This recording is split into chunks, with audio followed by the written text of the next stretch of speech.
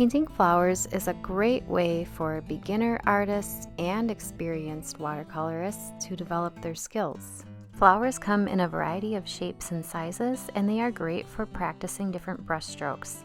And that's important to develop that muscle memory when you're painting in watercolor.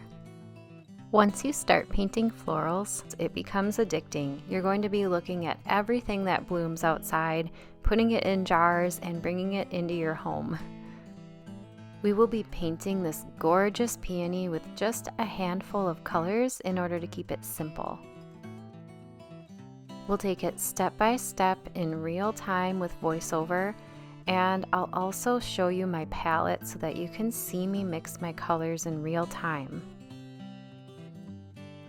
Once you learn some of the fundamentals of painting a flower, you can then apply it to almost any type of flower or botanical painting. You can also get as detailed or as loose as you want.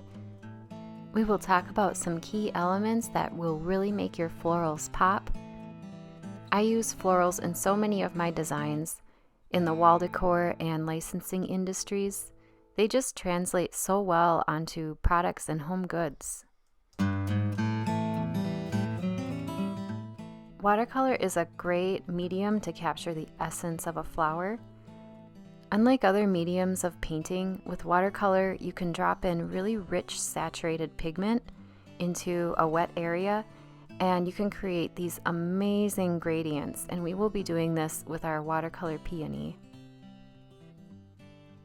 Once you learn some of these amazing watercolor techniques, your paintings will transform into something you'll just absolutely adore.